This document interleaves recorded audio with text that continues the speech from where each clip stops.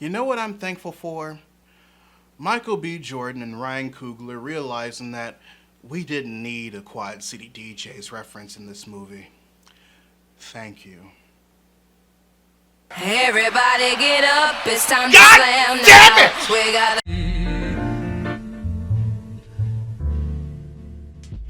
Readers, if I were to summarize Space Jam: A New Legacy, I'd call it cute. I'm not going to lie and say that the integration of the other intellectual properties at Warner Brothers wasn't a bit of a cringe fest. I'm not going to lie and say that LeBron James knows how to act. Hell, I'm not even gonna lie and say that the song Kirk Franklin made for the movie matches the same energy as I Believe I Can Fly. That's not me saying I wanted R. Kelly back for this, I'm just stating facts. But what I will say is that I knew what I was initially getting into when I watched this, after being a fan of the 1996 original starring Michael Jordan. And despite the second point I made regarding LeBron, one of the only things I actually really appreciate about A New Legacy was the story it tried to tell regarding the importance of family. This is also the first Space Jam movie that advertised Bugs Bunny being a secondary character, and it actually feels like it when you watch the movie. I say that because while the first Space Jam was definitely more along the lines of Michael Jordan helping the Looney Tunes out of a bad situation, A New Legacy felt more along the lines of LeBron and Bugs having development arcs surrounding the plot of the movie that were both related to and played off of each other. However, and I cannot believe I'm about to say this out loud, I feel that in the case of said concept involving LeBron James and Bugs Bunny, the movie could have done a whole lot more with it. Especially when you realize that Space Jam: A New Legacy actually had the pieces of the puzzle in their proper places in order to pull it off, but pulled back on the reins at the last minute. Why would they pull back on the reins, you might ask? Well, that's an easy question to answer. Because if they didn't pull back on the reins and just let the B-plot in question regarding LeBron and Bugs' dynamic go as it was originally intended, LeBron James and Bugs Bunny would have spent the first half of the film hating each other. However, it was in that decision to make them not clash that the movie missed its biggest opportunity to appropriately supply the two with the reasons why they developed the way that they do in the movie in the first place. And I'm going to explain how that could have gone down. Now, before I continue, I have to warn you all that this video will contain spoilers for Space Jam: A New Legacy. So, if you haven't seen it either in theaters or on the $15 monthly plan on HBO Max yet and want to avoid spoilers, I advise you do so before continue watching this video. Cool? Cool.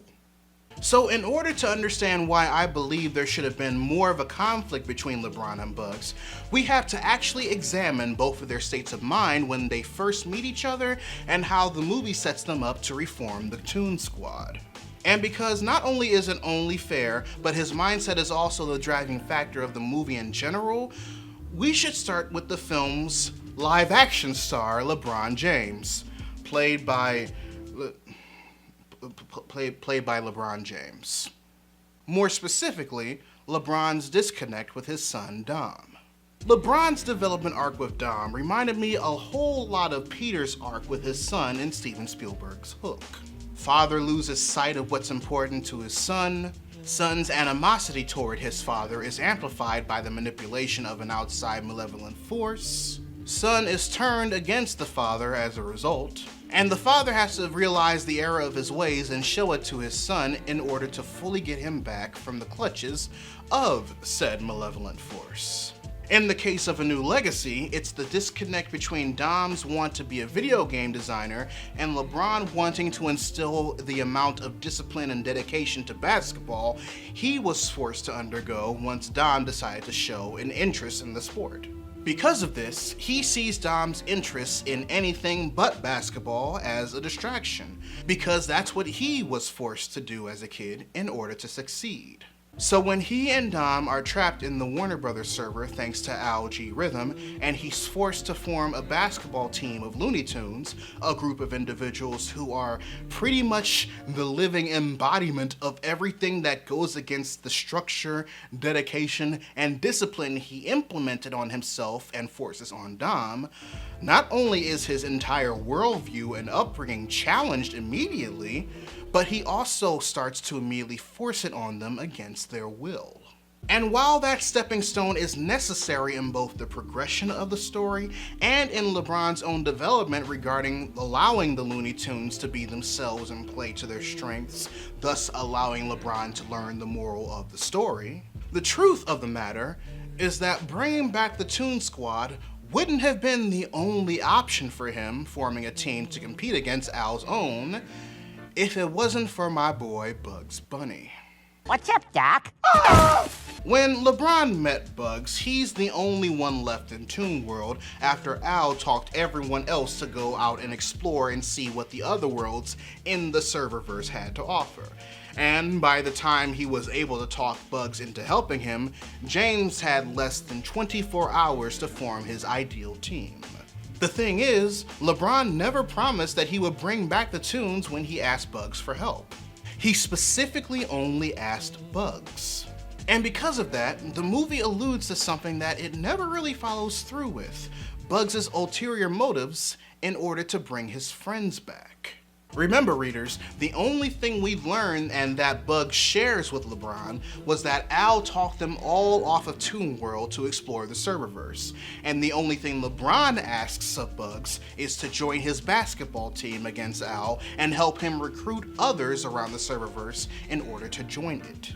No mentioning of bringing back the Toon Squad, and no deal made involving Bugs promising to put together a team of LeBron's liking in exchange of helping Bugs get his friends back home.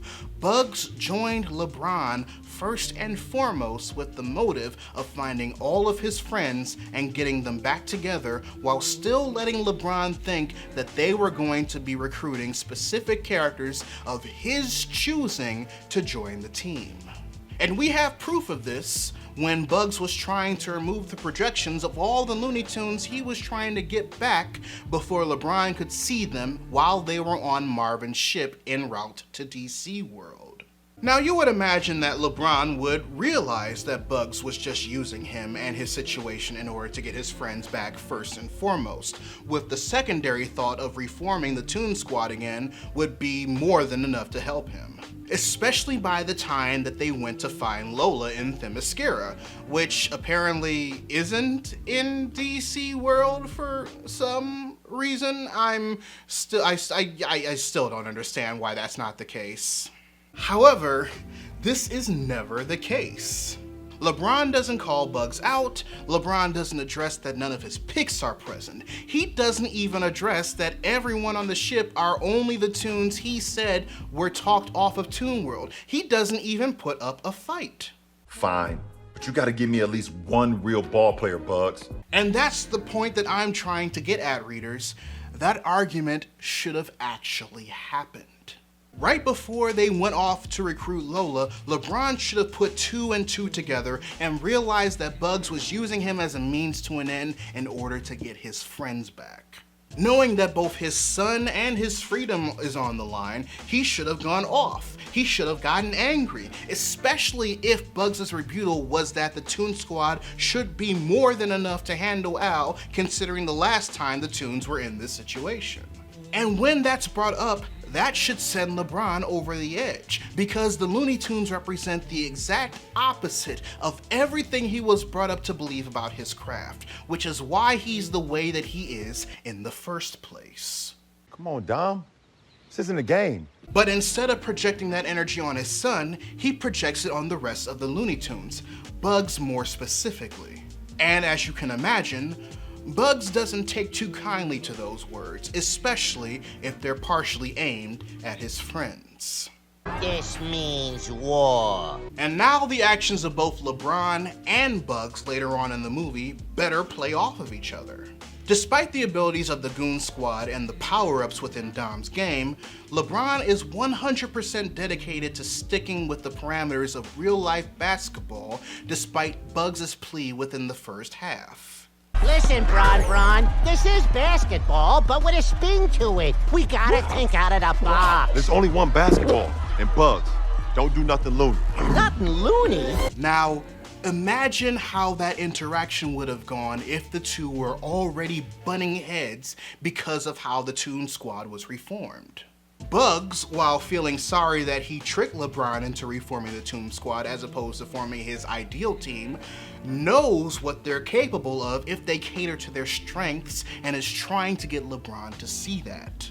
But LeBron is still irritated with Bugs for the way he tricked him into forming a team that doesn't have the same tunnel vision as he does, and is also dealing with the fact that the lives of himself, his family, and thousands of innocent bystanders rest on their shoulders. If the movie didn't back out of this type of dynamic between LeBron and Bugs, not only would it have played into why the two of them are the poster boys for this film, you know, outside of them just being LeBron James and Bugs Bunny, but it would have also helped both of their arcs over the course of the movie. The Michael Jordan gag during halftime would have been the perfect place for Bugs to not only apologize for tricking James and admitting that he just wanted his family back, but in also revealing to LeBron the importance of why Michael allowed him to be themselves actually helped them win against the Monstars all those years ago. And with that forgiveness and allowing Bugs to work his magic, the spark that struck in LeBron's head regarding allowing Dom to just be himself would have been all the more impactful. And on Bugs' side, seeing LeBron willing to approach Dom the way that he did in order to make amends is the final thing that convinces him that he has to be the one to make the glitch play. Not only to help LeBron save himself and his family, but so Bugs can truly save his own.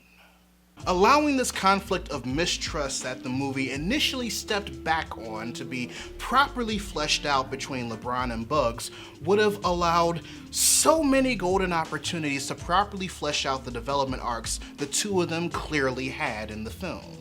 And I know that one can argue that such depth doesn't really need to be in a movie about the Looney Tunes playing basketball with the biggest superstar of the current generation. But I feel that once they actually decided to tug on my heartstrings and make me believe that my favorite cartoon character of all time was going to sacrifice his life for the existence of the remaining characters associated with the IP, I think it's safe to say that they could have afforded to dive just a tad bit deeper. No, I'm not even joking. I damn near cried when I saw that shit play out. But I digress, readers. Your homework assignment for the day. Write in the comments section below what you thought of Space Jam: A New Legacy if you've seen it. Or if you feel like sharing with the rest of the class, tell me about a movie you've seen with 2 or more leads that you believe would have helped the development over the course if there were a bit more conflict between them. Whichever question you decide to answer, I'd love to know your thoughts. If you want to help financially support the channel, you can join my Patreon by clicking the card at the end of the video or in the link in the description down below, where you can also find a link to my merchandise store. Or if you prefer to give a one-time donation, you can find links to my PayPal and my Ko-fi account in the description box as well. Also, make sure you subscribe to the channel and turn on notifications, because I post new videos every Monday, Wednesday, and every other Friday. But until then, this is Readus 101. Class dismissed.